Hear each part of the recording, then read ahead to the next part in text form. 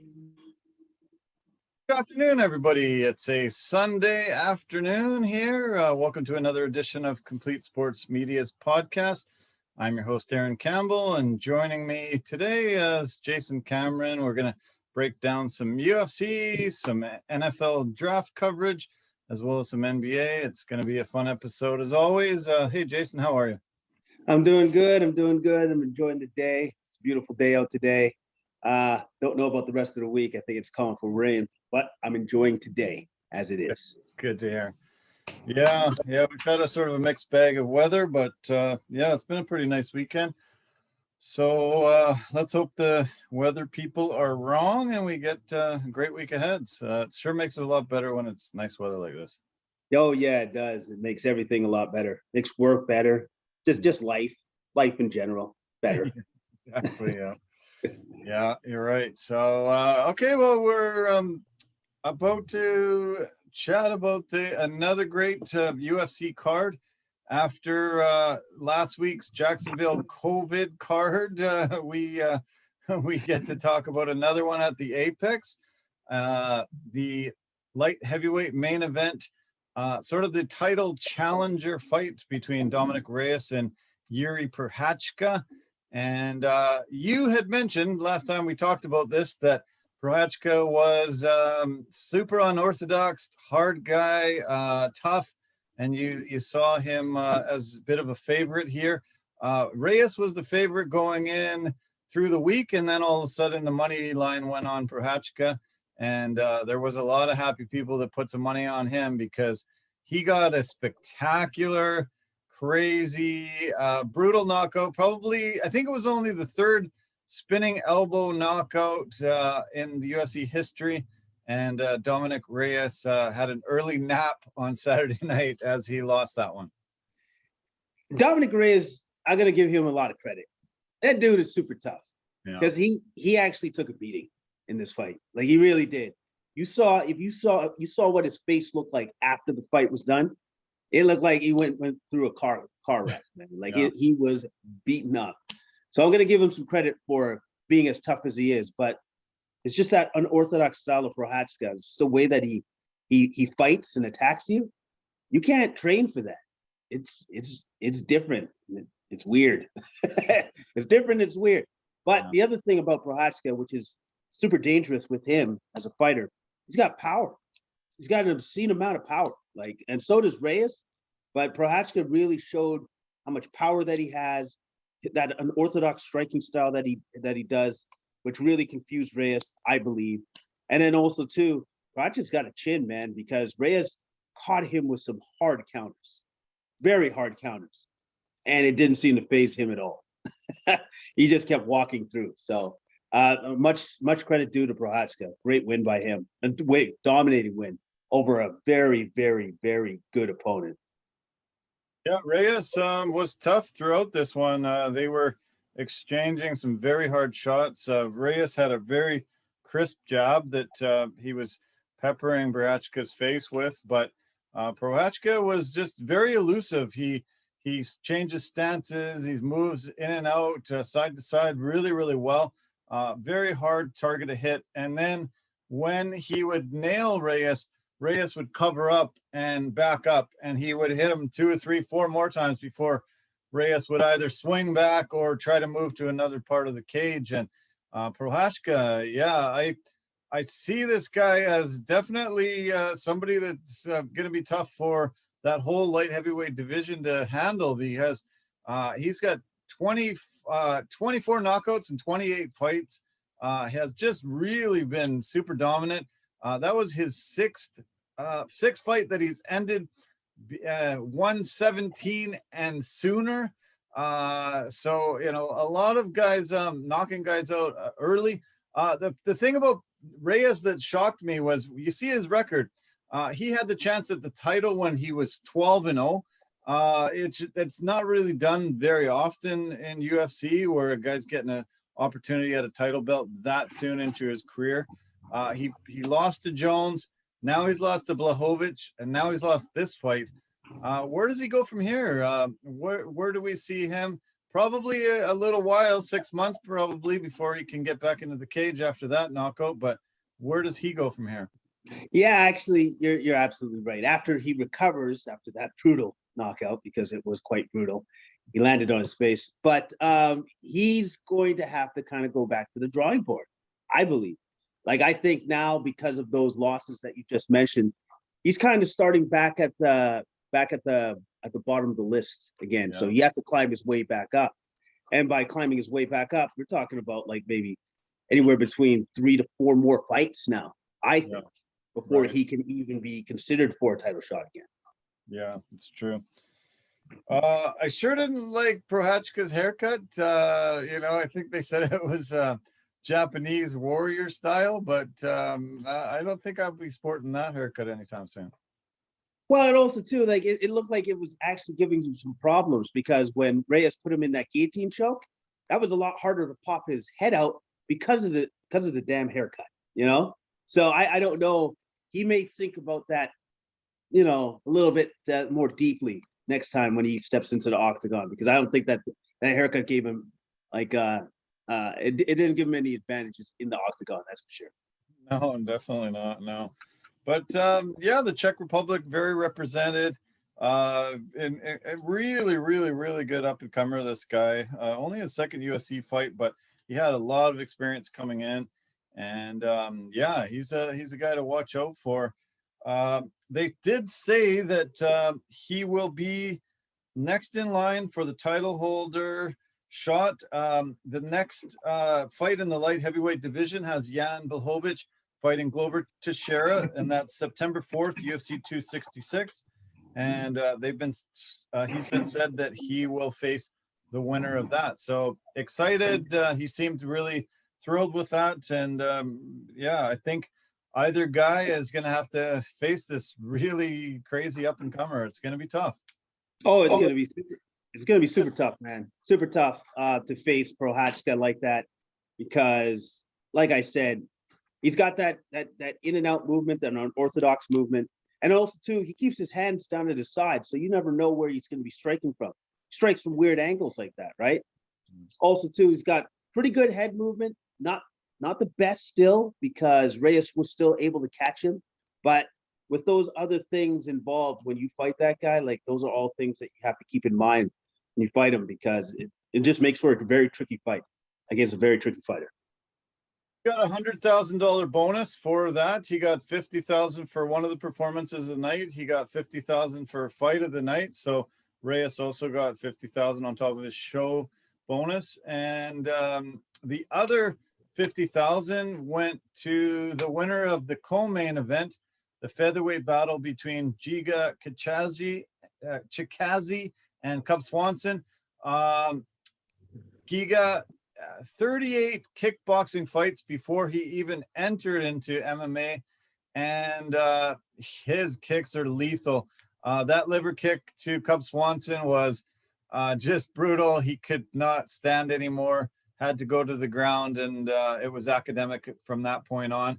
I mentioned 1 minute and 17 seconds about Prochazka, but it actually was supposed to be about Giga Chikazi. That's the guy that's going in there and taking care of business, knocking guys out really, really soon. And poor Cub. I love that veteran. Always been one of my favorite fighters, but man, once that kick landed, he had no chance to fight anymore. Yeah, Cub is one of my favorites. He's a vet, obviously. So if he reacts like that to what I would call, I guess, I'm going to call it the Giga kick. I guess that's what it is. It's the Giga kick right to his liver. So if a man of that quality reacts like that, that means anybody else doesn't have any shot, man. That's a kick that takes you right out, freezes up your body. You can't fight anymore, and it's game over. It literally was. It was game over, man. And hats off to Chikadze, because he was going to be in for a very long and hard night until he threw that kick. Then it was actually quite academic and easy. Yeah, done and over with. The Georgian man, he's tough. He's gonna give a lot of fits to a lot of guys in that featherweight division. Cup Swanson, he is a veteran. That was his 39th fight. Second most significant strikes landed in UFC featherweight history with 1,300. Man, he's been around forever, and I hope he still stays relevant. He was ranked 15th, so he might fall out of the rankings right now, but he also has the tied for the most performance bonuses in UFC featherweight history with 7. Yeah, just great career. Really love him. Just came up with an opponent that is on a meteoric rise. That's his 8th straight win, 6-0 in the UFC, and he called out Max Holloway for this one. I don't know if they will put that together. He also called out Calvin Kattar, and it sort of sounded like he even called out Paul Felder while they were doing that post-fight interview. Yeah, he called out a lot of people, man. So he wants a piece of somebody. But I think more importantly for a Giga, like he wants a piece of somebody in the top 5, top 6, top 7. And I think he's ready. Honestly, I think that's a proper call out. And they should be accommodating in a very high-profile fight for him coming up in the near future because, let's be honest, because of his meteoric rise, he's very close to getting a title shot himself. He's got to be now. I know that there's that revolving door of those top 3 guys of Ortega, Volkanovski, and Holloway, but that guy he's getting into that range right now. Like he's getting up there. You give him another top fight and he wins that fight, he's right there with those guys. True. Yeah. No, it was super impressive, and see the country of Georgia represented. The first fight of the main card had Merab Dvalishvili beating Cody Stamann. We'll talk about that in a few minutes, but good to see another country having these incredible fighters come through and represent their country so well and be, the top of the game really, really quickly. So, why don't we talk about the light heavyweight battle between 2 incredible fighters? I kind of wish this would have made the fight of the night. I thought these guys put on an incredible war. It was the Hulk Iron Cutelaba against Dustin Jacoby. My God, these guys are tough. And Cutelaba, he absolutely dominated that first round. 8 takedowns, some severe elbows, some really good control up against the cage. And then he kind of got tired. He seemed to not be gassed really, but just tired enough for Jacoby to come back and win those 2 rounds. And I thought a draw was a real good decision because I think that was fair. That's the way the fight ended up being. Yeah. First, let me just say, real animosity between these 2 fighters. Real animosity, man. Like they did not like each other. So with the way that Cutelaba came out in the first round, I thought, oh, okay, this fight's gonna be over like in the second round, because I can't tell you how many unanswered elbows he took to the side of his head in the first round. There must have been like 20 or 30 shots. So I'm like, okay, well, Jacoby's probably going to come out. He's going to be a little bit dazed. I don't know if this is going to go on for any much longer than that. And then Jacoby comes out and he's a house on fire. And Cutelaba is slowed down significantly now. Not so much that he's burnt right out, but he's slowed down significantly, which allowed Jacoby to get back into the fight. It was a great fight, man. And so for it to be a draw, I'm okay with that. I really am okay with that. So I thought that first round was definitely Cutelaba had it 10-8. That was a 10-8 round. That was utter domination. And then for Jacoby to battle back as hard as he did for the next 2 rounds, I give credit where credit's due. That was heartfelt, and that was will and iron, and that was everything that you could ever imagine put into a fight. Yeah, that was an amazing comeback. To take that much abuse, be down, 8 takedowns, just getting hammered up against the cage, taking some severe elbows, to be able to come back and weather that storm and actually pull out a draw. It was, it was a 10-8 round, and I'm glad that they are scoring these 10-8 rounds.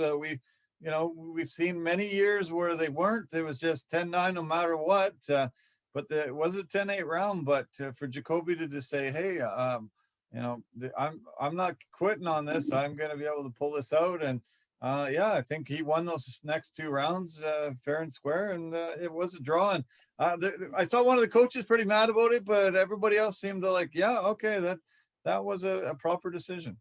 Yeah, I that's one of those decisions where I think the judges actually got it right. Yeah. They sometimes they don't do that, like a lot of times, but this time I believe they got that right, because that was as close as it gets for fighting, and those guys put on a hell of a performance. I'm glad that nobody lost, because now we get the opportunity of possibly seeing it again. Yeah, why not? Yeah, they deserve a rematch, and it'll be phenomenal to see. So yeah, that was awesome. Another great battle between Sean Strickland and Christophe Jotco. I was impressed with Strickland. Jotco's a tough opponent, but Strickland, I just love how accurate his punches are, how crisp they are. There's no wasted movement with him. He just seems to really keep pressing forward and landing his shots. And man, it was a really good decision win for him. I was super impressed. Yeah, you saw the difference in fighting styles from both fighters. So you had one guy that, moves a lot, tries to throw a lot of feints, and another guy that doesn't do any of that. His economy of motion, like, he's just super efficient with what he does in there. No wasted movement by Sean Strickland, like, at all.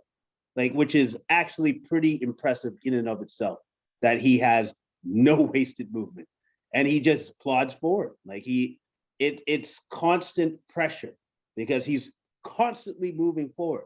There was very few times in that fight that Jotco actually pushed him back, like, at all.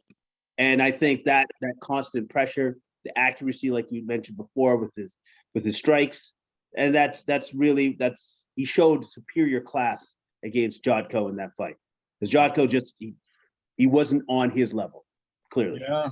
Well, when they mentioned that his main sparring partner, Strickland's main sparring partner, is Marvin Vettori, I was like, okay, wow, you're going up against him every day. And they said they don't take it easy on each other. They absolutely try to knock each other out, and it's a full big battle every time they spar. Vittori's got the opportunity against Adesanya coming up for the title, and Strickland's lucky to have such a incredible fighter to spar against every day. Yeah, I think they're lucky to have both, like, have each other to push each other like that, because as Marvin knows, now that he's fighting the champ, not an easy fight. So he needs those hard sparring rounds to prepare for a champion of that magnitude. And Strickland is there for him, just as Marvin's there for him for his fights. So yeah, it's a match made in heaven, possibly. Yeah, no, it was super impressive. He just walked him down the whole entire night. Didn't go for any of the fakes, any of the movement. He just stayed straight forward, threw his punches, landed a lot of great shots, and grounded out an amazing decision win. I was really, really impressed. So good on Strickland. If you guys have called him out recently, we'll see who's the lucky opponent that gets to face him. As I mentioned earlier, Merab Dvalishvili, the Georgian, started off the night on the main card against Cody Stamann. 2 really good warriors here as well. And Dvalishvili ended up getting the decision win. I was also impressed by this guy's performance. This is a tough guy. Yeah, Dvalishvili, I think that was the best I saw him. That's the best version of Dvalishvili that we've seen thus far, against a very, very tough Cody Stamann. Like, I was super impressed. I was impressed with Stamann with his grappling exchanges, because he wasn't able to reverse the situation. But then Dvalishvili turned around and reversed the reverse. That's how on top of the game he was. Like, it was. I was just super impressed. I was impressed with the striking, on how he came out and how he attacked Stamann, how they both went back and forth between the striking and the wrestling. Yes, they're both very accomplished wrestlers, but they didn't let that necessarily negate both of their strength. They still went to the mat and they still wrestled along with the strikes. But Dvalishvili was just the better man for this particular night. No, they are both considered wrestlers. So, we thought it would be a ground war, but a lot of those times, those guys, they end up, just having to, do a lot of the stand-up. And his stand-up was amazing. He had 100 strikes landed in those first couple rounds. He's on a 6-fight win streak. He said, "Hey, I'm a striker. Ray Longo is my coach." And Ray Longo is known for, being a really fantastic striker. And I was really impressed. He's got incredible stats. I'm going to pull up some stats here, but he called out Dominick Reyes. What do you think of that possible matchup? I'm pretty excited if they can put something like that together. Well, that would be a great matchup. Here's the thing that Dominick would have, and I believe it's already there, but you just have to make sure that his cardio is correct, because that guy's cardio does not run out at all.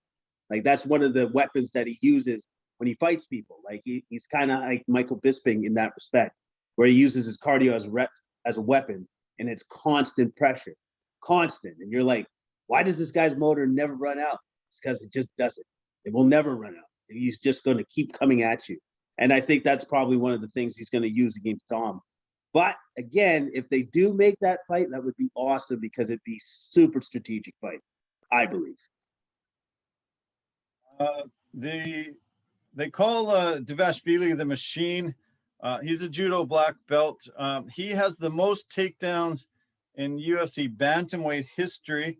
I don't know the number that he got that night, but he got into the fight with 41, another probably half a dozen there. Really fantastic control time. He's actually the second highest among active UFC bantamweights in control time, and his takedown accuracy is about 40%. I thought this was going to be more of a ground attack and a lot of crazy exchange on the ground, but it was also really incredible stand-up war. Just back and forth. Stamen is no joke, but definitely the machine was the man that night, and I thought put on the very, very, very, very impressive performance. So I want to, before we get into the prelims, I want to mention two things. I don't want to forget about it. UFC has said they're going to Africa. I'm super excited about that. You and I talked about it probably about 2 months ago, something like that. And I said, hey, the Rumble in the Jungle, they got to pull this off. The old heavyweight championship between Foreman and Ali. And Dana White said, hey, I never got my Rumble in the Jungle. I never have been able to pull off a fight in Africa. We've got 3 champions now. There's other Africans that are littering other weight divisions, and we're going to go to Africa. So they are starting to take bids from countries to see who wants to hold it the most. The initial talk is that it's going to Morocco, which I don't think a lot of people from this side of the world think of as Africa, but Morocco's right there on the northern part of the African continent, and there's talk that they might be the front runner right now to host an event in 2022. So I'm so pumped. I'm so excited. I'm glad Dana watched this and said he's got to pull it off and make it work. And we're going to have a UFC Africa coming up. Yeah, I'm super excited. Here's my question though. Depending on how Adesanya does on his next fight, he wins. But so if he wins, does he put all 3 African champs on the African card? That's what I would think. Like, that would be in a perfect world. That's what you should do. That's what you would try to do, right? Yeah. And so, and if he does it like that, my goodness, wow, is that particular UFC will make numbers. That will make him a ton of money. Like we've said before, because Dana White loves his money. He doesn't love to give it out, but he loves to make it. And this would be a huge money maker for him. Huge. Yeah, no, it's man, I can't believe that they finally figured it out and thought, yeah, we have to do an event in Africa. And yeah, if they put on the 3 title fights of those guys, it's going to be the biggest event in the history of the UFC, I think. Oh yeah, man. Like it's going to be right up there. It's going to be right up there with, like, I think I would say, like, some of the big ones of GSP when he was against Jake Shields here in Toronto. When Conor first fought. Oh my God, I gotta remember when he first won the championship. Jose Aldo against Jose Aldo. And that's how big it's going to be, but it has the potential to be even bigger than that, because now you'll have like a whole country behind these 3 guys. So, well, a whole continent, you mean? The whole continent. Sorry, not a country, a whole continent. Continent. Thank you. And I showed a video, of them celebrating at 4 a.m. when they won the belt. One of the guys won the belt a few weeks back, and if there's guys willing to stay up to 4 a.m. to watch it, obviously it's starting to become a pretty popular sport there. Oh yeah. Like, hey, at UFC, mixed martial arts, it's a global thing now. It's all over the place, and you have fans all over across the globe. And unbeknownst to us, there's a lot of fans in Africa, man. There's a lot of fans, and there's a lot of money to be made. And I couldn't be happier. I'm glad that they're doing it, like you said, and I'm super looking forward to it. Gonna be so great. Yeah, so great. Okay, let's talk about the prelims. Let's fly through it a little bit faster than normal, because we've got many things to talk about in the other sporting worlds. But why don't we talk about the Canadian? Randa Marcos facing Luana Pinheiro. Unfortunate end to this one. It was a good battle, going back and forth quite a bit. Pinheiro might have had the edge here, but a disqualification because of an up kick that landed while she was still on her knees. Right away, I think a lot of people thought, oh, this looks like acting, but when they went to the translator and he said, she asked if she's lost, if she did she already lose this fight, what happened, then you realize that she did get rocked by it and probably shouldn't be allowed to continue. Do you think the disqualification was right in this case? Oh yeah, 100%. 100% warranted. She was a downed opponent. You can't kick a downed opponent. The other thing that I kind of thought was interesting to me anyways is for the commentators and the analysts, you got to be careful about what you say, man. Like, because like that can really skew things. Like, especially when Paul, who I respect a ton, but when he said, that may look like a little bit of acting, I'm like, oh man, you can't really say it like that because you do not know. Yeah. You're not the one that just got kicked in the head. So how are you to say if she's acting or not? And then once it came out through her translator, as you said, it's like, did I lose the fight? Oh, okay. All right. You got rocked because you don't remember what happened. That's bad. Like that, you cannot continue if you can't just remember how you got to that position, why your head hurts like that. You can't remember that, you can't continue on with the fight. But I thought anyways that Pinheiro was on her way to winning this fight, regardless. Right. I really did. I thought that she was the better striker and for sure the better takedowns and all that sort of stuff. Was able to control on the top position when she had it. I thought that she was very much in control of this fight before the disqualification. Yeah, she's an up and coming fighter. Came into this fight 8-1, now 9-1. Randa Marcos, she came in with a losing record, actually 10-11 coming in. She's been in a lot of wars, and I respect the Canadian. Just unfortunate. I know she didn't do it on purpose. She was just trying to get her off of her so she could get back to her feet, and threw that kick at the wrong time. And unfortunate ending, but I think it was justified as a disqualification. The featherweight battle between TJ Brown and Kai Kamaka.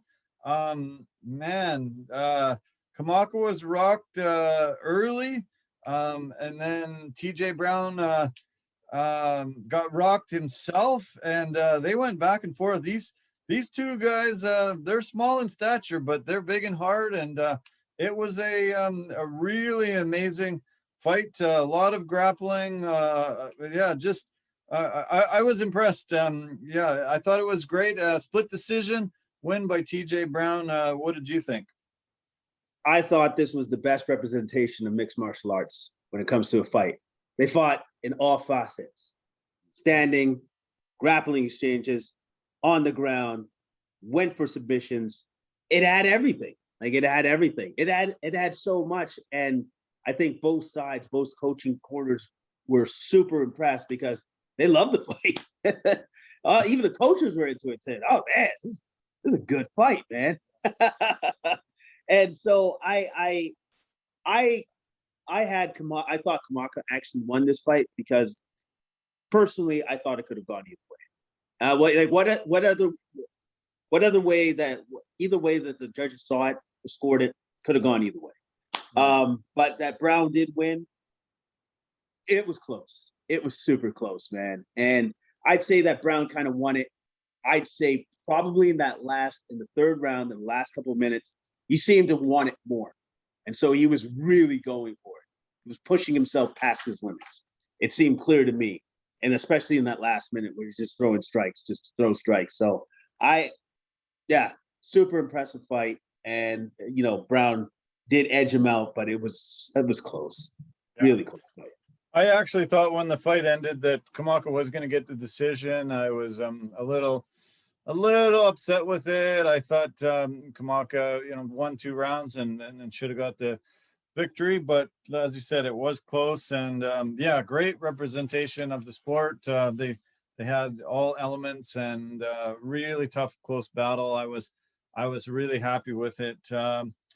Okay. Well, why don't we skip to the women's strawweight fight between Loma Lookboonmee and Sam Hughes. Lookboonmee got the decision win.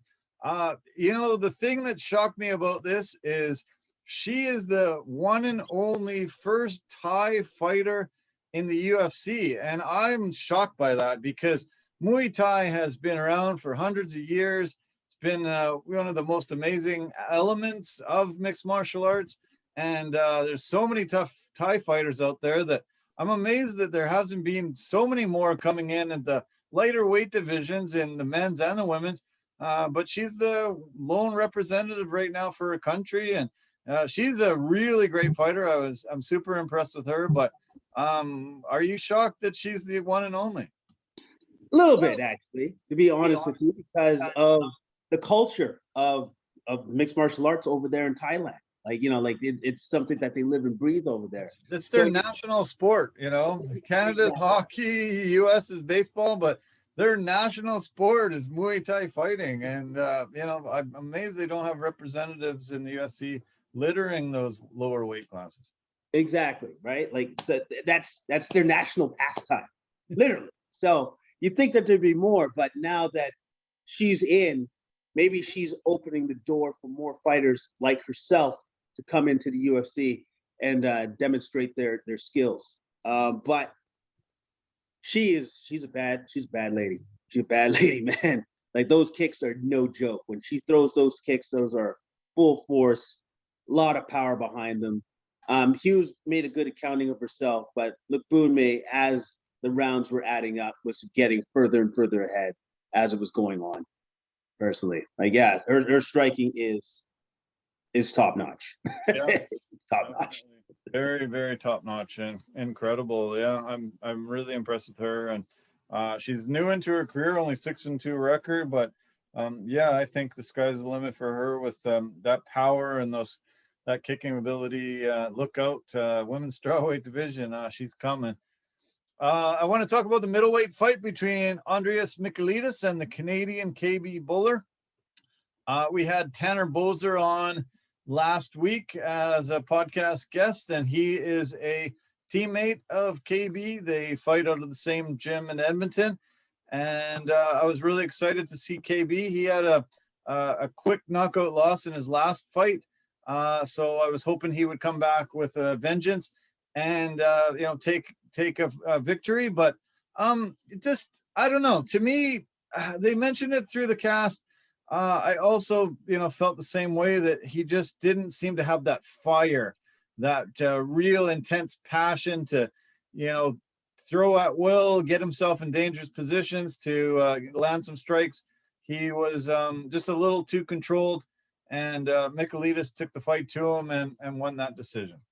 He didn't put his foot on the gas.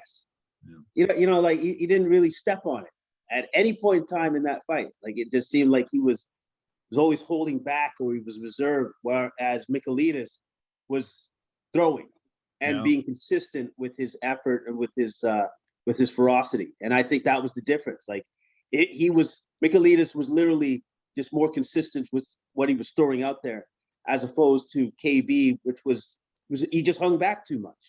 I think he played it way too safe. At the end of the day, if you're in that octagon, you gotta fight. Yeah. You're in there to fight. And I got the same impression as you. It just didn't seem like he had that fire, that intensity needed to compete at that level in that octagon and to win the fight. Yeah, it was really disappointing. I was really excited. It'd been nice to, see another guy from that camp get a victory and start moving up the ranks. I know, all Canada was pulling for him. Just seemed a bit listless. Michailidis was sloppy, I thought. He was throwing a lot of punches, just winging them, trying to come at him. I think KB could have been, sharp with his punches and, just been a little more active. I think he probably could have taken the victory, but when, the judges see one guy really going for it, the other guy really just hanging back, I think they're always going to, favor the guy that's going for it. And even if he is sloppy, he still did land the heavier shots and, more of them. So, let's hope he can learn from this. They do say he learned more from losses than wins, so let's hope he can go back to the drawing board and come back with a lot more ferocity in his next fight.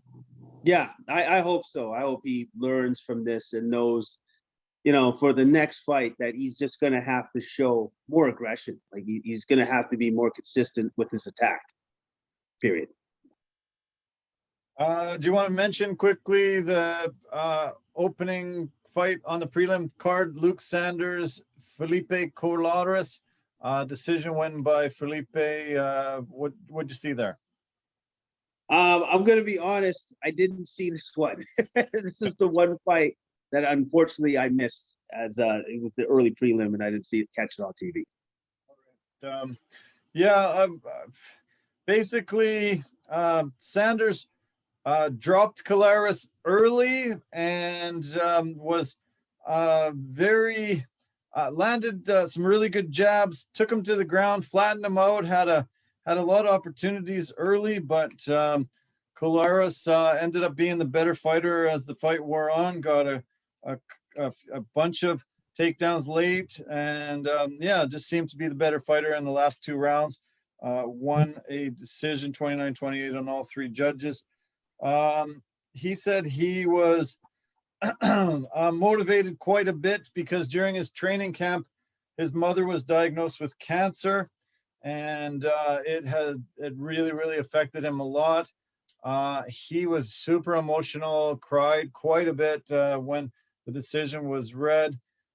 He thanked the UFC and Dana and everybody, saying that this changed his life. This was his first opportunity to fight for the UFC, and he really took it well. He really fought so hard in those last two rounds, and it was nice to see a guy that needed a victory, needed something for him and his whole family to cheer up on. He got the victory. Yeah, and of course, when you have that special motivation like that for any fighter, any person, then you can kind of push through any obstacle or any roadblocks that you may have. And he got the victory, and it was well earned on his part. And you can put yourself in his shoes, because your mother faced cancer and had to deal with that herself. So where people are when that kind of diagnosis gets read to them. No, yeah, I really do. I most certainly do. I know the heartache, I know the struggle, but I also know that the power that it can actually instill in you when you know that unfortunately you can't fight that war for them, you can't fight that battle for them, but you can do everything else in your power to help them as they go through such a tumultuous thing. Yeah, well, it was a fun card as always. We're always entertained. Lots of great fights on the card, and we're excited that we got to break it down. There is a fight next weekend. We're probably just not going to touch much on it. We do have to kind of run, but we'll break it down. It's an early card next weekend. It's Sandhagen and Dillashaw. Dillashaw coming back from his steroid suspension, and a lot of people not happy with him.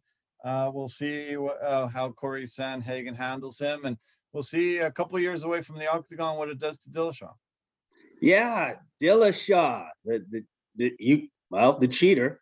Yeah, he took EPO. Yeah, he took some I think he took a lot of things, but anyway, it doesn't matter because he gets the opportunity, he gets the pleasure fighting like the cat that's on fire right now, Corey Sandhagen. And I'm very curious to see how Sandhagen attacks him. I'm very curious to see what he's going to do. Like, is he going to set him up as he did for his last fight, where he walked Frankie Edgar into a flying knee, which was basically it. He trapped him into a flying knee. That's how good he is right now. That's where he's at. I can probably say this with a very much some sincerity. I don't think Dillashaw is at that point right now since he's just coming back. So it is going to be a very tough fight for Dillashaw. And I see nothing but good things for Corey Sandhagen. Like, I think this, for him beating a guy like that at that level, that will catapult him. And if he wins, he's definitely has to be very close to being next up for a title shot. He's got to be right there. Got to be. No, you're right. Yeah. So that'll be fun to watch. I'm glad we could break down that. The only other UFC thing I want to mention is Diego Sanchez's UFC career came to an end. The UFC has released him. He made some statements that he's free and he's super happy, and he put a lot of hashtags of other organizations that he hopes to fight for, but as of now, he won't be a UFC fighter anymore. Long, distinguished career, but they say that he has expressed a little bit of troubles with possible brain trauma in his career, and when the UFC hears anything like that, they want to exercise caution as much as they can, and it just told him step away. They paid him a bit of a severance and said, you shouldn't fight anymore. Don't fight here anymore. An incredible long career for Diego. He was one of my favorite fighters earlier in his career, and it's sort of sad to see him go, but I think it's necessary. I think it is. I believe that. I think it's very necessary that he needs to step away, or that the UFC distance themselves from him, because his last couple of fights, I'm gonna be honest, man, they were weird. It just seemed like there's something really off with him. It seemed like something was very off with him. Yeah. And apparently, from what I've heard, from what Dana White said, that he got some weird dude that's attached to Diego, some weird guy. I'm just gonna call him the weird guy. And what his influence on Diego has not been good. It's been very, very negative, and I think it's contributed to his downfall. Like this steep decline that we've seen. He has not helped Diego. He's actually hurt him. So I hope that people close to Diego that actually care about the man maybe step in and say, man, I don't know if you should be continuing down this path anymore, because I think it's run its course, because he's fought a ton of tough fights. He's got a very distinguished career, and maybe it's time to just hang it up. Yeah, I think so. Yeah, let's hope he does. He probably won't, though. There'll probably be a lot of other organizations willing to give him a shot. They seem to jump on old UFC fighters and give them opportunities. But yeah, we won't see him in the UFC anymore. A long and storied career, but yeah, come to a close. And let's hope, let's hope it's not a severe brain injury that's going to, cause him any issues and difficulties in his future. Let's hope he has a great life as he moves into another career. Why don't we switch now to the NBA? I want to talk about a lot of the goings on. Did you happen to watch the game between Brooklyn and Milwaukee today? No, I missed it. It was an amazing, fantastic game. Two of the top heavyweights in the Eastern Conference battling it out. They had a game today, and they also have a rematch on Tuesday. So there was a lot of talk that this is a battle for positioning. Milwaukee's in third place right now. Brooklyn is tied for first. Milwaukee's only a couple of games back of those top two teams. So, and it was going to be a battle between Giannis and KD. And man, it lived up to the hype, lived up to the billing. Giannis ended up scoring 49, a season high. Durant scored 42, and he had the last second shot. It went off the front of the rim and fell off. It was a battle back and forth. These guys just seemed to go mano a mano, going down the floor. Each one would score, and whoever had the ball last was going to win. Unfortunately for KD, his shot was just a little short. PJ Tucker was coming into the picture and I think distracted him a little bit when he made the shot. But man, it was a fun game. One of the most fun games I've seen all season. Here's the thing that, that's the problem with the Nets. They were still missing a guy, right? Because Harden didn't even play. Harden did not play. That's scary.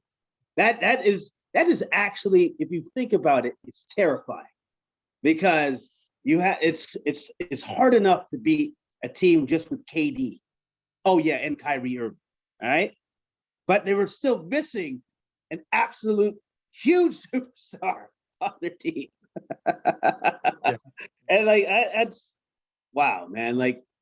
There's something to be said when you face that team when it comes to playoffs. Nets are going to be super hard, very very tough team to play. But for that game, that's amazing. That's amazing. It's amazing because of the transformation that Giannis has made, where he is now at that level that he can go at you mano a mano. You want to score? You want to go tit for tat? We can go tit for tat.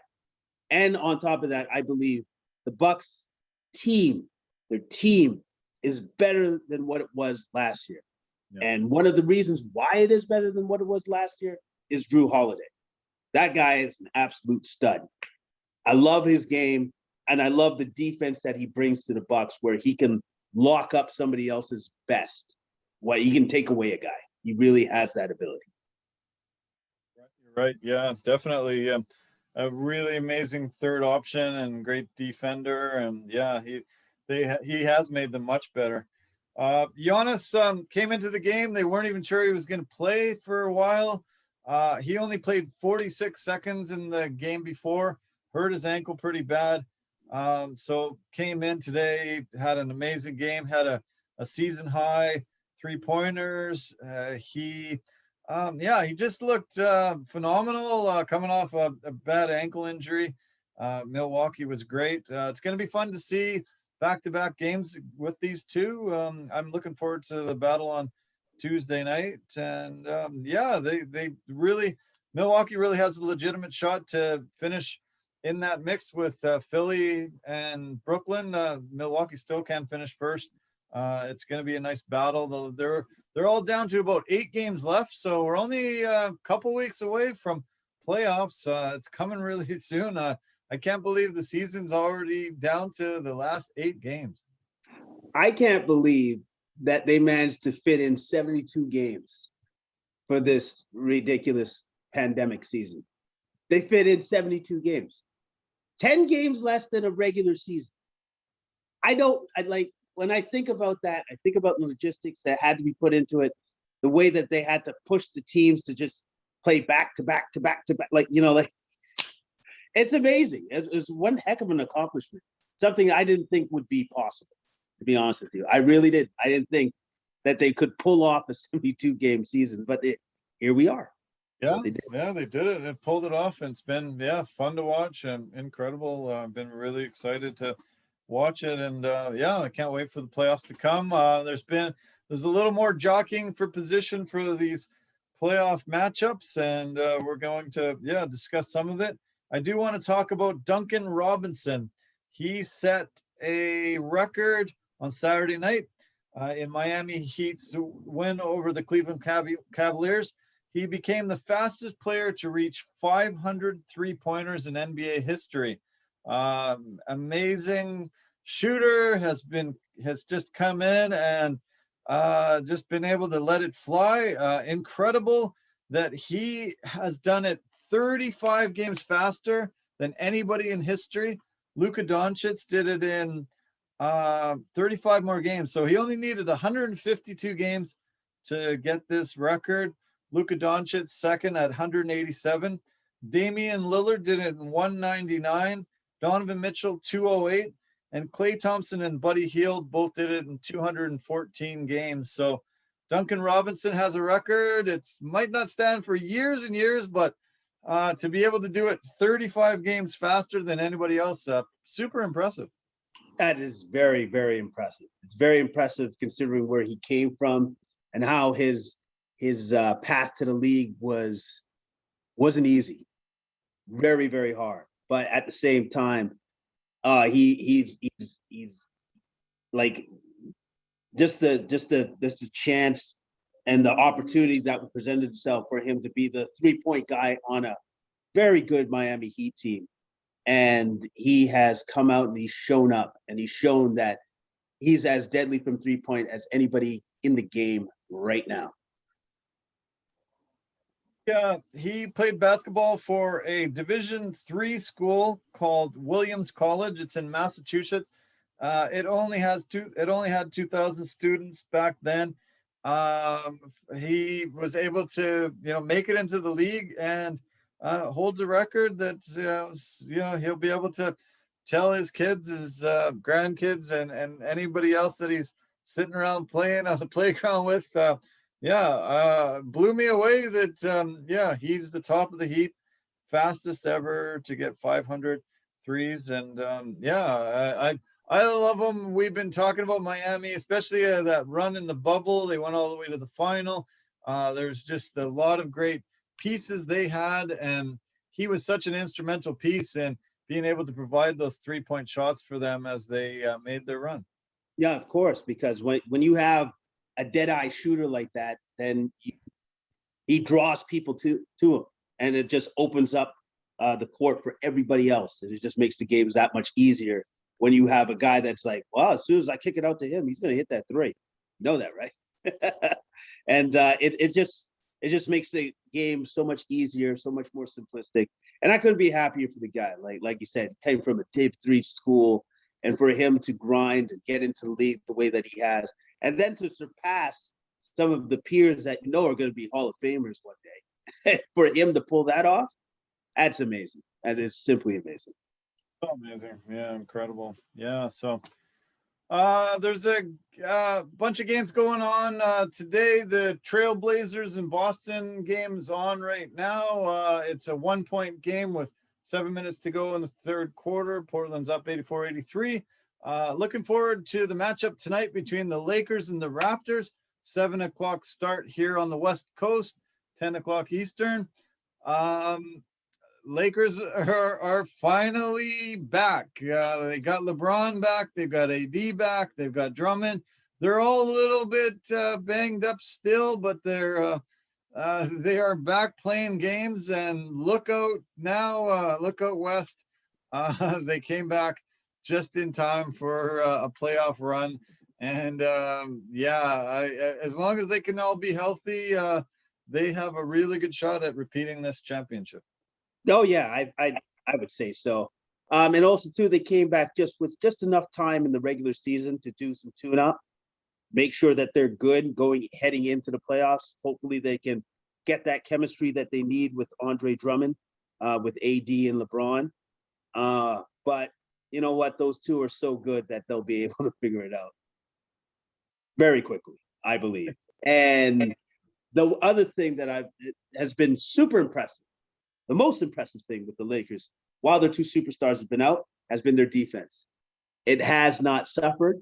In fact, I personally believe it may have gotten even better with the fact that those guys were out and they still battled and they didn't lose that much in the standing. They didn't lose as much as I thought they could have without those two.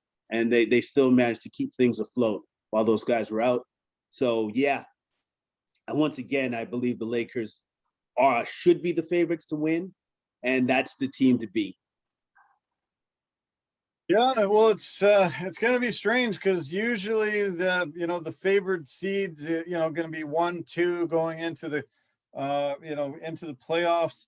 Right now, the Lakers are sitting in 6th position. Probably can't make it in the top 4. So they probably can. They probably won't be hosting any playoff games to begin with, and probably not hosting any games at all. To be the home team for the playoff series. Them and the Mavericks are tied, same record, 5th and 6th, 36 and 27. So right now they would be having to face Denver, who's 9-1 in their last 10 and playing well. Obviously, we mentioned Jamal Murray not in place, but yeah, look out west. They're finally back together, and yeah, I think they're going to cause tons of problems. Jazz at first, looking very strong, 46 and 18 on the year. Suns are right there at 45 and 18. Suns have been still super consistent, playing great. Booker and Paul are an incredible backcourt together, and DeAndre Ayton in the front court. 7 and 3 in their last 10, and both those teams, they're going to give trouble to anybody in the West, though, for sure. Oh yeah, both of those teams are at the top of the West Division for a reason, because they're that good. And with the Phoenix Suns, with we've talked about before, with the addition of Chris Paul, with the way that he can run their offense, with the way that they actually have the luxury of having a guy that he can't do this every game. Like, he can't just put the team on his back every game. But what he can do is he goes, if people are cold for a quarter or two, you'd be like, okay, that's fine. I got it. I'll take over. You have the luxury of having a guy like that, which is simply amazing. I believe Chris Paul just had a game the other night. I think it was against the Knicks, where he scored like 7 points down the stretch to win the game. That's what you got. And he can do that at any point in time. If you need him to step up, he can step up and do it. And that's for me personally. I think the Suns might be the sneaky sleeper in all the teams. I think the Suns might be the sneaky sleeper in the playoffs. There was a game yesterday. The Pacers played the Thunder. Domantas Sabonis had been out for a little while with an injury. Came back, first game back. He had a triple-double in the first half, 22, 11, and 11. He finished with 26, 19, and 14, and he even sat a lot in the end. The score was 152 to 95. It's the first game since 1993 that a team had 150 and their opponents had less than 100. It was just a complete blowout. I think the Thunder are tanking, trying to finish near the bottom so they can get a good draft pick. It was a shocking result. It was the second largest margin of victory ever. I was pretty blown away by the results that came out of this game. Well, I would say this: the Thunder doing a very good job at tanking. That's exemplary. That's an A++ for tanking. It was insane. Yeah, amazing, unbelievable. Looks like they've pretty much got the top 10 solidified in the West. We've got the Spurs in 10th, Warriors in 9th, Grizzlies in 8th, and Blazers in 7th. Looks like those 4 teams will be in that play-in tournament. So Blazers against the Spurs and Grizzlies against the Warriors. Those will be fun games to watch, and it's going to be kind of cool to see those 4 teams battle it out. First time they have this play-in tournament like this. Yeah, and I love it. I love the idea of the play-in tournament. But there was an analyst I heard the other day. He brought up a good point about the play-in tournament that I never really considered. Okay. I just didn't consider it, which was, should it be that 7 and 8 play each other and 9 and 10 play each other, or should it be that 7 and 10 play each other and then 8 and 9 play each other? Yeah. Right? Because the guy, you did get to the 7th spot, so you should get something out of that. And I kind of agree. I think there should be something that should be maybe a subtle tweak that they could add maybe next year, because like if you're the 7th spot and then you just play number 8, then it's wow. I didn't get anything out of that. Like I got nothing out of that, right? So, but I do love the fact that they do have the play-in tournament now. It just adds a little bit more excitement and a little bit more of, I guess I don't know what's going to happen. Anything could happen, where you could have like a team all of a sudden make a miraculous run. Maybe we will see that at some point in time down the line. Not this year. Let me be clear. Not this year. But it could happen. And so I love that. I like the idea of nothing's set in stone. You don't know what's going to happen. I'm glad the Warriors are going to be represented, it looks like. Steph Curry in April. We talked about that we weren't quite to the end of April last podcast. He had made 85 3-pointers. He finished the month of April with 96 3-pointers made. Definitely by far the most in the calendar month in NBA history. 37.3 points per game, which is a career high in a calendar month for him. 18 30-point games. That's the 3rd most by a player in a calendar month over the last 30 years. 35 points per game on 50% from the floor, 40% from 3, and 90% from the free throw line. And that's the first time in NBA history that a guy has been able to do that in a calendar month. So, yeah, we talked about, gave him so many props and superlatives about how phenomenal he's been doing, but I'm glad that their season won't be coming to an end immediately when that 82nd game is done. I'm happy that they get another opportunity at playing and getting into the playoffs possibly. Yeah, and I'm happy that we get to see more Steph Curry. I'm super happy about that because we were just singing the praises of Duncan Robinson, right? At this point in time in this season, he has over 200 threes. Steph Curry damn near had half of that number in a month. 1 month. 1 month. That is as ridiculous as anything I've ever heard in my freaking life. Like, how is that even possible? Like, that means for that entire month, I'm on fire. I'm NBA Jam on fire for a month. That's just it boggles the mind. It doesn't even make sense. That's not logic. He does not make sense. That's why I love Steph Curry. He doesn't make any sense. You texted me the other day saying he's a freaking video game. He's become a video game. You just throw up the 3 and it's going in from everywhere. Yeah, exactly. Like if you were to look at Steph and you see him play and be like, I'm actually playing him on my controller right now. I know it's real life, but no, he's basically a video game. He's a video game player. Absolutely amazing. That's so amazing. Yeah, so fun to see. Another guy that we love to talk about and we love to watch is Luka Doncic.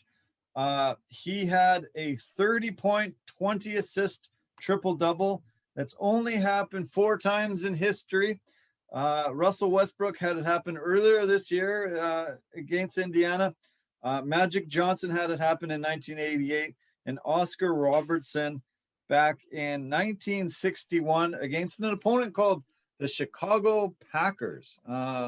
Weird. I didn't even remember that there was a Packers basketball team. But to be the only guy to do it for the 4th time in history, Luka is just a special human being and an amazing, amazing player. Another phenomenal triple-double by him. Yeah, he's just that good. Like he's the next up, you could say. Like he's the next up. He's the next big thing. He's the next guy that's right there to take the mantle of, yep, I'm that good. I'm the best. There's nobody better than me. Nobody. Speaking of the triple doubles, Russell Westbrook, we mentioned him on that list. He's chasing down Oscar Robertson's all-time triple double mark. He's only got 4 to go, 4 triple doubles to pass the legendary Oscar Robertson for all time. And they said his record is something like 132 and 40 when he gets a triple double. So there are some people that say, oh, kind of an irrelevant stat, but when he is that well-rounded and having that phenomenal game, his team seems to win all the time. 132 to 40 tells me, yeah, that cements it. Like those aren't throwaway stats. Like I know a lot of people say that, especially in regards to Russell Westbrook, where like that, those are meaningless stats. Like he's just stuffing the stat shit. Nah, man. If you're 132 and 40, that counts. That means he's that good. That means he's leading his team to a win more times than not. So hats off to Russell Westbrook. My question to you is, do you think he gets it before the season's done, before the regular season's done? There's about 8-9 games left. Yeah, no, I think he pulls it off. Yeah, I think he's motivated. I think his teammates will want to get it for him. I think he'll be playing a lot of minutes. Wizards want to make it into that play-in game. They're 2 games up on Chicago and Toronto to get into that 10th position. Yeah, I think he does it. Yeah, I think he does too. And I think both of those guys are super motivated to try to get to the play-in game so that they can get a taste of the playoffs, especially Bradley Beal, because when was the last time he was in the playoffs? I don't think ever. So I think he wants to have a taste. He wants to know what it's like to be in the playoff run. So yeah, anything that he can get, he'll take. I mentioned that game between the Thunder and the Pacers. I failed to mention that it was the worst loss by points in NBA, worst home loss by points in NBA history. 57 points losing. And 2018 Bulls beat the Celtics by 56 points. And the 86 Rockets beat Seattle by 56 points. But that 57 points was the worst home loss in NBA history. So way to go, Thunder. You set a record, pretty crazy and brutal. Oh man, it was that is not a result that I think a lot of Thunder fans wanted to see, but they're definitely trying to get that position, get that good draft pick. Raptors, I mentioned, they've lost 4 of 5, haven't missed the playoffs since 2013. 8 games to play, a couple games back. I don't see it happening, unfortunately. They're going to have to retool, probably, address some of their needs in this off season, and try to approach next year fresh and go out of playoff position again. Yeah, I completely agree with that assessment. I think they'll play out the string. They'll do their best, but this is just definitely not their year this year. But then come the off season, I think you're going to see a lot of moves on the Raptors' part. I think a lot of pieces are going to move. I think they're just going. They need to reorientate their team. They need players. They're lacking in a lot of different positions, and they just need to change the team radically, I believe, at this point in time. I guess the last thing I want to talk about is yesterday would have been Kobe Bryant's daughter Gigi's birthday, her 15th birthday. Tragically lost in 2020 in that helicopter crash. We are starting to see a lot of the NBA players wearing this new clothing line that Kobe's wife, Vanessa Bryant, put together to honor her daughter. And it's the Mambacita brand. And super impressive looking clothing. I hope people buy it in droves. I see that Kyrie Irving bought his whole Brooklyn team Mambacita wear, and a lot of the other NBA players have been wearing it coming into the arena the last few days. Have you noticed some of these clothes yourself, Jason? I haven't noticed, but I think it's a beautiful thing that her mom has done to honor the daughter that has passed, and couldn't be happier that, you know, the NBA players are supporting it too, because of just the impact that obviously that Kobe had on the game. That's not questioned, clearly. And it's great to see that the NBA community come together to help support this because of just how special Kobe was. Yeah, no, it's really nice that there's a lot of support there, and great to see her being honored this way, and I love the gear. I'm gonna try to buy some myself, see if I can get it, put it up behind me, put it on me, and honor Kobe and the family. Okay, why don't we just we'll touch on the NFL draft in a sec. I want to mention our partners and sponsors first. Anchor's been a great partner and sponsor for Complete Sports Media from the beginning. They've been fantastic at posting on multiple podcast platforms. You go to anchor.fm and they call themselves the easiest place to make a podcast. I agree, really fantastic and easy, and very good help for you if you want to start out doing podcasts yourself. Verbero, they are the hockey equipment and apparel company. They're an industry leader in technology, performance, and value, and the V350 stick is a must purchase if you're a player. Pampas and Possibilities, they design and sell dried florals, do floral arrangements and installations. They're designers of handmade West Coast things at very reasonable prices.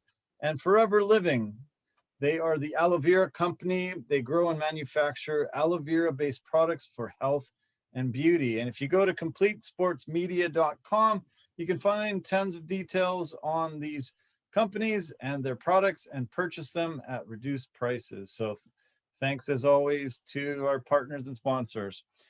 Okay, so we had a fun weekend with the NFL draft.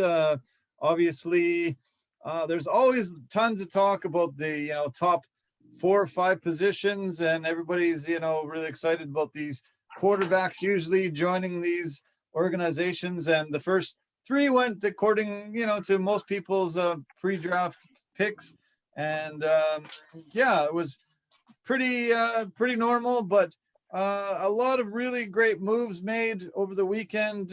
Tell me about your thoughts on this draft coming this weekend. Well, I thought that Jacksonville was a no-brainer. Obviously, taking Trevor Lawrence as number 1. I just believe that guy is he's a franchise changer, clearly. Yeah. And I hope that Jacksonville does right by him and gets him an offensive line. I don't know if they already have their offensive line, but I think that's one of the things that needs to be addressed by any team that decides we need a quarterback. All right, you got the quarterback. Now you better protect him, because if you do not protect him, you'll run into a situation like Andrew Luck, where it's just like, oh, I just got my body destroyed for the last 6-7 years, and now I'm done. Now it's over. So a very short career. So I obviously that was a no-brainer. The other move that I liked was the Chicago Bears taking Justin Fields for quarterback. I actually like that move. I don't know how he's going to be thrown into the frying pan, and I hope he makes it.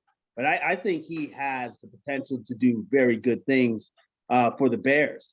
Like I really like the pick.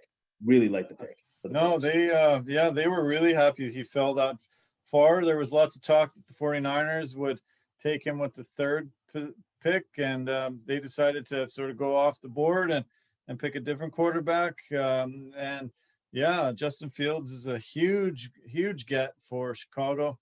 And the New England Patriots, they stayed in their position, and they ended up getting Mac Jones, who had a fantastic college career. And now he comes in and will be the heir apparent. He might even start games coming right out of the gate for the Patriots.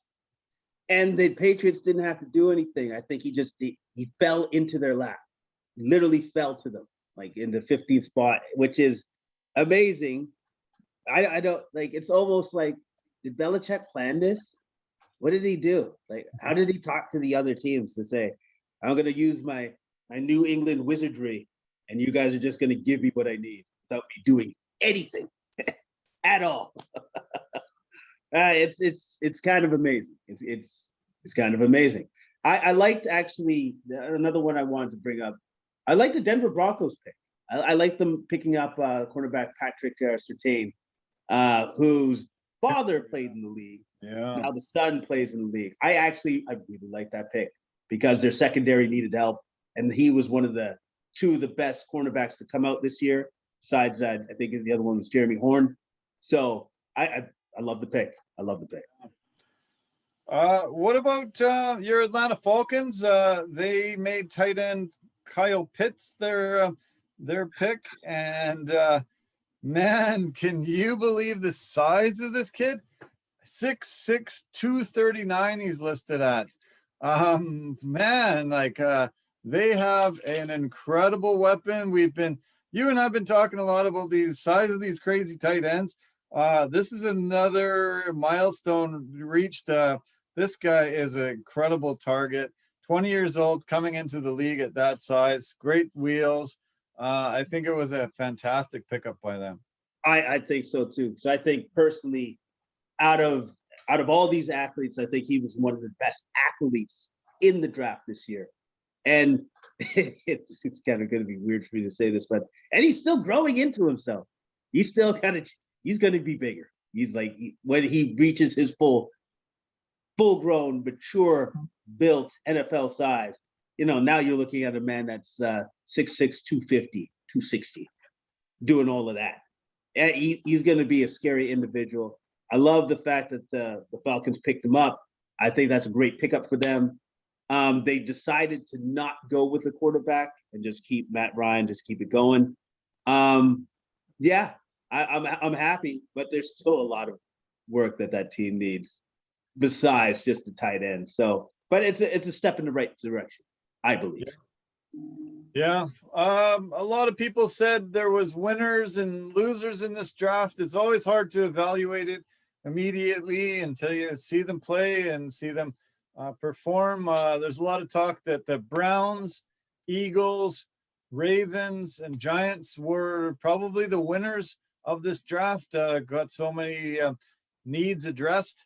Other teams that they say kind of didn't really hit the mark were the Raiders, the Colts, and the Saints.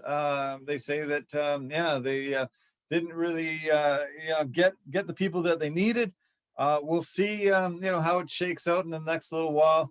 But it's hard to evaluate it right off the bat. But it was fun to watch. A lot of guys' lives changed immediately.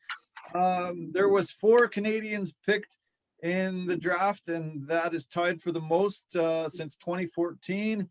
It was pretty great to see some very, very, very talented guys going. A lot of the talk was about Chuba Hubbard, who went to the Carolina Panthers. He was the first Canadian running back taken since 1996. Tim Biakabatua was also picked by Carolina back then. Chuba was on a conference call right away from the head brass in Carolina, and they said that the general manager's wife called and said, pick him. Don't pick anybody else. He needs to be our guy. Pick him, pick him, pick him. So they had no choice but to make Canadian Chuba Hubbard their pick. The general manager's wife got on the horn and said, "You're taking this dude now? That's a big thing." I didn't know that she had that much power, but I guess she does. You know, I'm sure the GM said, no, listen to my wife. Yeah, no, that's good. Yeah.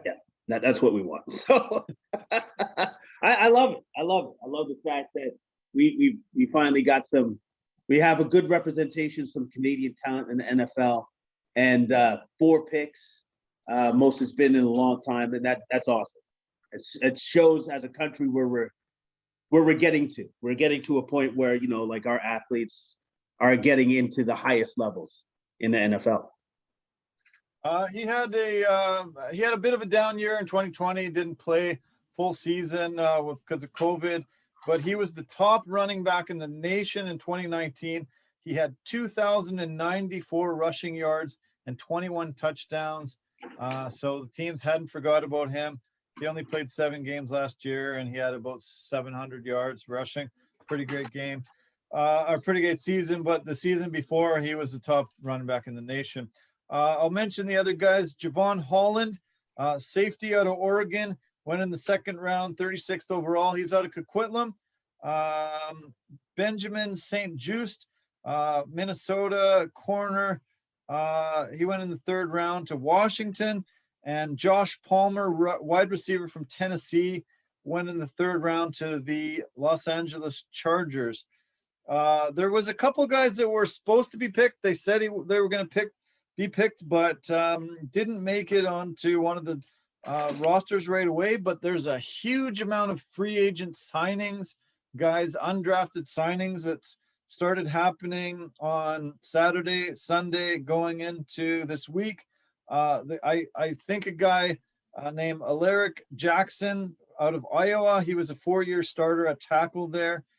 He's 6'6", 321 offensive lineman out of Canada, Windsor, Ontario. I expect him to be on a roster very, very soon. And a linebacker out of Oklahoma State from Calgary, Amen Ogbenmiga. He was the Oklahoma State top defensive player in 2019, and I expect him to come around too. Seattle Seahawks signed a Canadian in the free agency pool, and I think after our man that went to the Steelers and had such a phenomenal rookie year, I see the emergence of Canadians happening a lot more in the NFL. Yeah, I do too. And I couldn't be happier. You know, like it's warranted, because these guys work so incredibly hard to get to that goal, to get to the point of getting into the NFL. And our Canadian talent has been shown to be steadily improving as the years go by. So it's just a testament to all the young men's ability and their drive to get to the top. One of the biggest stories of the weekend turned out to be Aaron Rodgers has supposedly said he doesn't want to play with Green Bay anymore. He wants out of there. He's not happy with the direction of the team, the way they've dealt with him in the last couple seasons. The way that last season ended, has put a sour taste in his mouth, and he doesn't want to be there anymore. I saw him yesterday at the Kentucky Derby. I was really surprised that a reporter didn't run over there and try to talk to him and ask him what's going on. But he was in a box enjoying the horse racing there. But kind of shocking news. There has never been an NFL MVP to be traded in the offseason before the following season. So this would be unprecedented, but where do you think this is going? How do you think this is going to turn out here? I don't think they trade him. I just don't think he gets what he wants. But he does have a point. Here's why. Because I believe I even want to speak to this draft, but in the 1st round for Green Bay, they've always taken a defensive guy for the last 8 to 10 years straight. So if that doesn't tell you something of, oh yeah, Aaron, he's fine. He's got enough weapons. Yeah, whatever. Like, it's almost as if they just said, you know what? Yeah, you say a lot of things, but we don't care and we're not listening to you. So this is what we're going to do instead. It's almost in spite of it. And he does have a point. Like, if you look at that thing where through the draft, they're not actually helping him at all on the offensive side of the ball. And that it has been like that for a long, long time. Even last year's draft, they even shoved it in his face even worse, and they picked a quarterback, which isn't going to help him in any regard. Right. Jordan Love was picked last year in the first round by the Packers, and that annoyed him. He still went out and won the MVP of the league and almost took the Packers to the Super Bowl.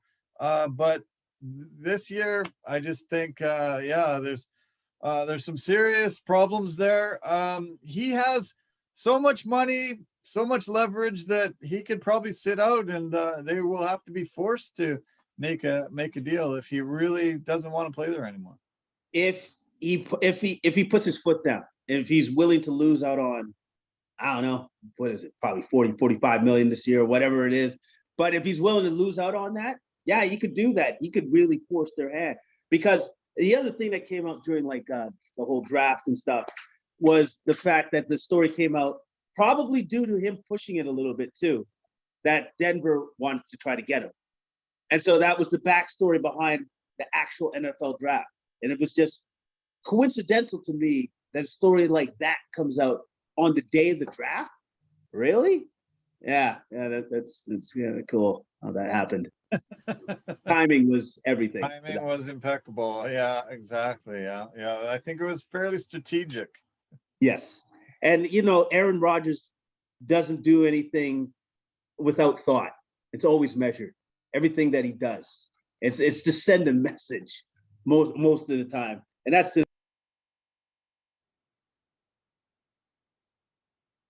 I'm curious to see what they decide to do, what he decides to do, because I think they're going to call his bluff. They're not going to trade him.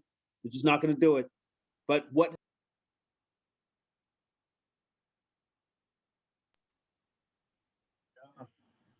Your audio cut out there at the end, but no, I was sorry about that. Stupid. Somebody's trying to call me. Anyways, it'll be interesting to see what they do, what Aaron does after, because they're not going to trade. They're not going to. You're not going to move the guy that just won the MVP. I'm sorry, you're not going to do that.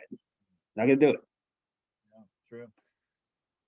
Okay, well, we got 4.5 minutes left in this basketball game. Portland's up 6 on Boston, 117-111. As I said, the Raptors-Lakers games tonight, which will be super fun to watch. LeBron and that team is fun to watch. Raptors, I think they went into this really tough stretch against a lot of really good teams. They just don't have the horses. They don't have the team to win it this year. And unfortunately, with the Wizards on such a roll, it looks like Toronto's falling out of the playoffs. But the playoffs are still going to be fun to watch, basketball fans. So many teams, as Jason and I have covered so much this year. It's going to be incredibly fun playoffs, and back to a traditional thing, not like the bubble was. I think, I can't wait. I'm so happy I'm going to be off of work. This is my last week of work, and I'm pretty excited. There'll be some time to have to watch some basketball, and as the playoffs start, you and I are going to have some fun breaking these down. Oh, I can't wait. It's going to be super exciting. It's going to be super awesome. And the fact that we're going to have the playoffs with some fans in the building. So that'll be nice, as opposed to just hearing sneakers squeak on a gym floor. That'll be nice. Okay, buddy. Well, thanks for doing this. I appreciate us doing it a day early. I hope you don't work too hard tomorrow and too late. But have a great week ahead and keep in touch. There's always a lot to break down in the world of sports. And thanks again. This is fun. Had a really good time again. And we'll talk to you next weekend. Yeah, man, you enjoy the rest of your week, and look forward to doing this again next Monday. Talk to you then. Okay. Cheers. Bye for now. Bye-bye. Okay, there it is, our weekly podcast. Thanks, Jason. As always, a lot of fun things to break down. Yeah, it's always great to be able to talk about so many different sports and get into interesting things that have happened. I love breaking down the UFC with Jason, one of the most knowledgeable guys in the world when it comes to mixed martial arts and the UFC specifically. And also, yeah, he knows his stuff, doesn't he? Basketball and football. No guy knows more. We had a fun weekend watching the draft, watching the UFC, and watching lots of tons of great basketball. It's coming down to nitty gritty. We've got NHL and NBA playoffs coming, so fun time of year. Thanks for tuning in as always. Thanks for everybody that contributes to our show, partners and sponsors, and everyone. I really appreciate you tuning in. Thanks so much. Love you lots. Take care of yourself. Have a great week ahead, and we will talk soon. Bye for now.